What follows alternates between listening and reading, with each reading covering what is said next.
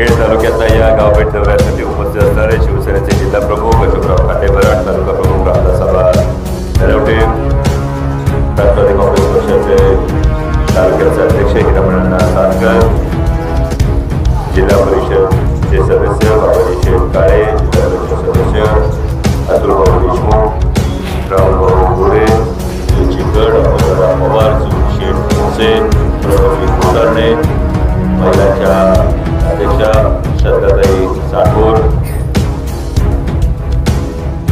शिवाजीराव असतील, आपण सगळेच उपस्थित मान्यवर आणि समस्त काळूचे ग्रामस्थ. खरं तर 3 महिन्यात दुसऱ्यांदा येतोय. 3 महिन्यापूर्वी वेगळ्या कामासाठी आलो होतो, आता वेगळ्या कामासाठी आलो.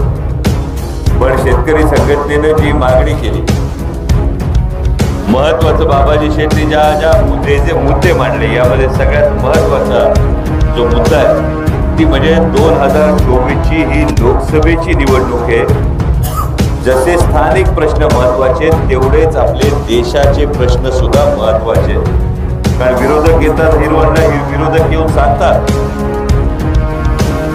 पंतप्रधान करायचंय, मोदींना पंतप्रधान करायचंय, म्हणून मत मागायला जे येतात त्यांनी 1, 2, 3 प्रश्नांची उत्तरं दिली पाहिजेत.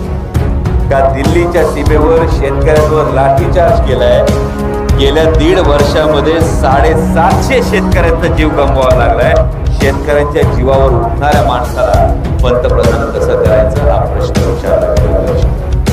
आज अनेकांना मोबाईलवर मेसेज येत असते शेतकरी सन्मान निधीचे. येतात का नाही? येतात. वर्षाला 6,000 रुपये म्हणजे दिवसाला 17 रुपये. दिवसाला 17 रुपये आपली किंमत केली जाते. पण आमचा भीमा फामाच्या संगमावर असणारा सर्वसामान्य शेतकरी वर्षाला खत किती घालतो? शेताला किती रुपयाची खत घालतो? लाखभर रुपयाची घालतो. लाखभर रुपयाची जेव्हा दादा आपण खत घालतोय तेव्हा त्याच्यावर 18% GST म्हणजे 18,000 रुपये केंद्र सरकार काढून घेते आपल्या खिशातून. आणि आपल्याच खिशातून काढलेल्या 18,000तले 6,000 परत देतात आणि म्हणतात आम्ही शेतकरी सन्मान केला. जर शेतकऱ्याचा सन्मान करायचा असेल तर आधी शेतमालाला हमी भाव द्या, ही आपली महत्वाची मागणी आहे. आणि त्यासाठी ही निवडणूक. खताच्या किमतीत किती वाढ झाली? या खताच्या किमतीत वाढ होण्याचं कारण माहिती आहे? केंद्र सरकार सबसिडी देते खतांवर, याच्यावरची 50,000 कोटीची सबसिडी या मोदी सरकारने कमी केली आणि म्हणून आपल्या खताच्या किमतीत वाढ असेल. त्यानंतर मागच्या वेळी सांगितलं जनधन अकाउंट काढली का नाही? 0 बॅलन्सची अकाउंट आली का नाही समोर? आता काय सांगतात? 2,000 रुपये अकाउंट मध्ये ठेवावे लागतील. मग नंतर फोन आले का नाही?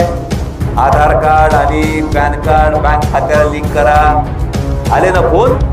ते फोन आल्यानंतर काय सांगितलं? आता तुमचा उशीर झालाय लिंक करायला, त्याचं दंड हा 1,000 रुपये आणि लिंक करण्याचे 200 रुपये. म्हणजे एका माणसामागं, एका अकाउंट मागं काढली किती? 1,200 रुपये अतुल भाऊ एका माणसामागं.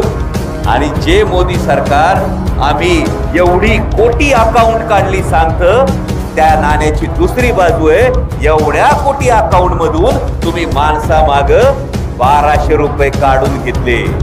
आणि म्हणून 22 अब्जाधीशांचं 16 लाख कोटी रुपयांचं कर्ज माफ होतं. आपल्या शेतकऱ्याचं कर्ज माफ झालंय का? सर्वसामान्य नोकरी करणाऱ्या माणसाचं कर्ज माफ झालंय का?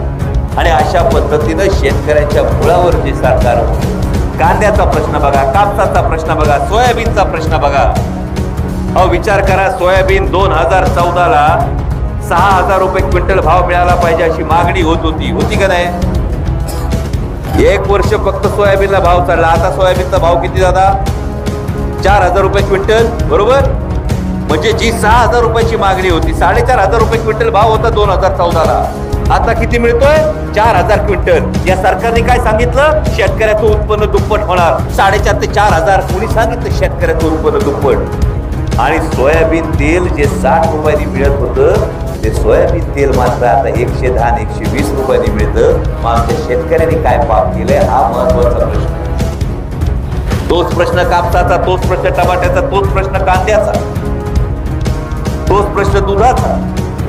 आणि जेव्हा मोदीजींना पंतप्रधान करा असं सांगायला लोक येतील तेव्हा त्यांना विचारा, 10 वर्षात शेतकऱ्याच्या ताटात माती कालवली आणि ती आणखी माती कालवण्यासाठी करायचंय का पंतप्रधान? हा प्रश्न तर शेतकऱ्याला पडलाय. तरी शेतकरी विचार करतो, आपलं दिवस कष्टात गेले, पोरं शिकली पाहिजेत, बरोबर करतो का नाही? शेतकऱ्यांच्या मुलांना शैक्षणिक कर्ज मिळतंय का?